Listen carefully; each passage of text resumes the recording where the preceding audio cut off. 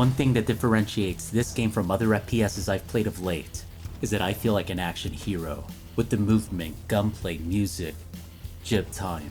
How could I not be taken by the opinion? Even the premise aligns with the idea.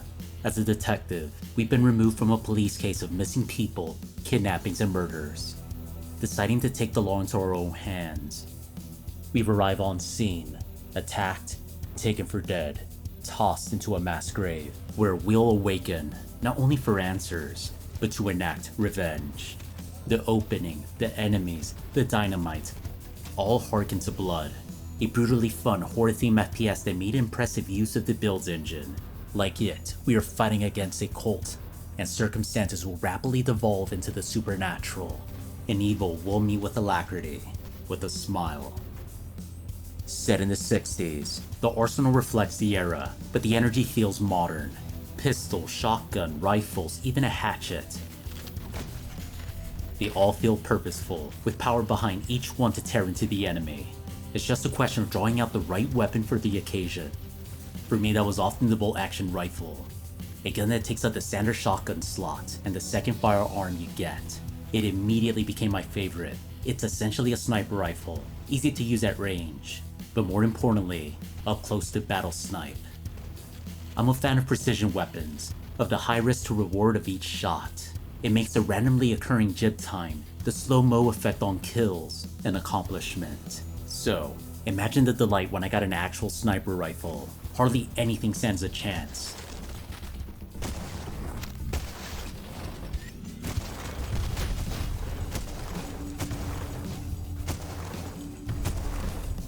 But, not everything is so easily killed, nor is ammo always in supply, which is a good thing, as you can expect to be thrown to a variety of enemies and situations, to experience the benefit behind each weapon. Sometimes, you may be divided on whether to surprise a group with a Molotov or dynamite, which like blood can be used in a variety of ways, so why not combine them?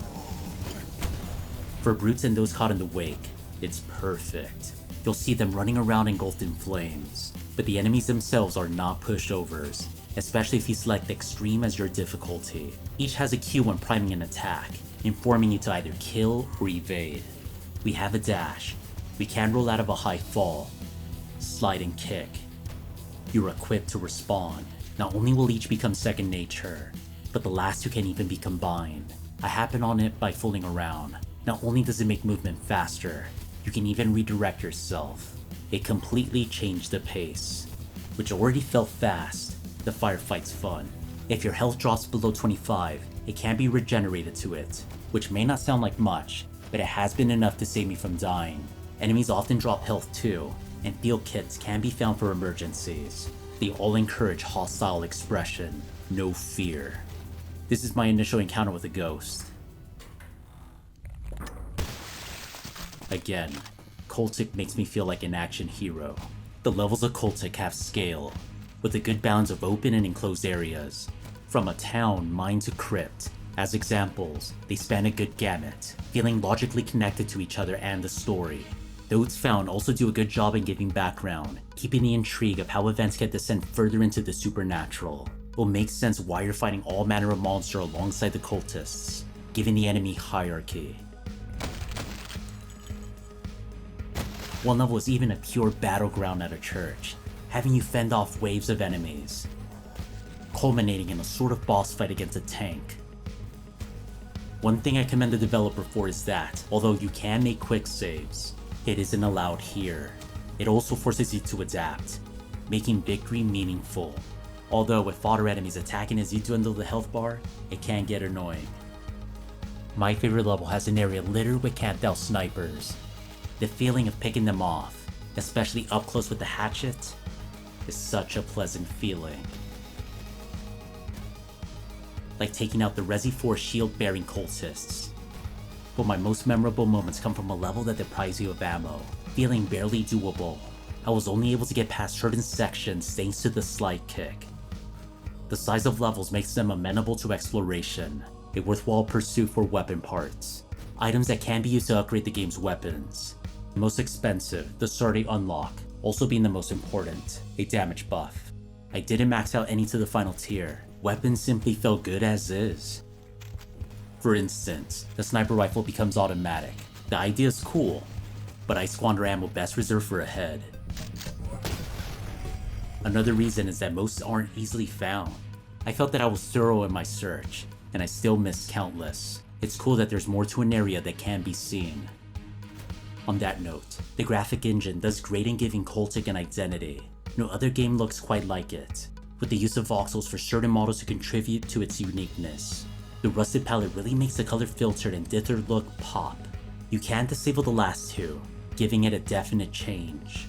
Aside from the story, ending on a climactic point, we also get a survival mode, having you accrue points towards weapons, ammo, and other goods by fending off rounds of enemies. It's a nice inclusion, with 3 separate levels to choose from, along with the leaderboard, but it's not my thing. I prefer the linear structure of levels, which brings up 2 points. This is my in-game clear time. My actual footage total is longer, considering that I had to share deaths on Extreme, but for many it may be too short. Also, I may have grown accustomed to early access, so it came as a surprise, but Chapter 1 is a finished product. Imperative for the genre, when Chapter 2 releases, which the developer has posted will resume the story, bringing it to a close, will be sold as a separate one. Looking at this screen, I can see why he'd approach Cultic this way. The quality of this solo project eviscerates work from fully backed teams. It is incredible, but the release model is weird, and I already know people that have desisted from buying Chapter 1 because of it. Other than for one nitpick, being unable to switch guns during a reload animation, I can't say there's any things I'd like to see changed. It's polished to a shine.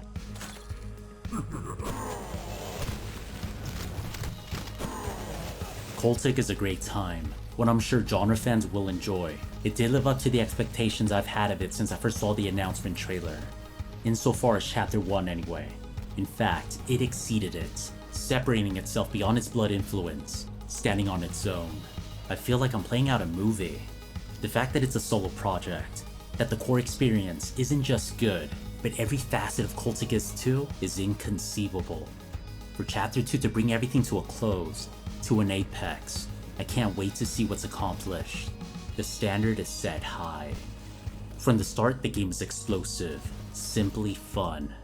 When it does release, just like Chapter 1, that day, I'll be counting down the clock. Thanks for watching. If you enjoyed the video, please hit the like button. If you have any thoughts, please leave a comment, or if you found potential in me and what I could produce, please subscribe. Once more, thank you all, and have a good one.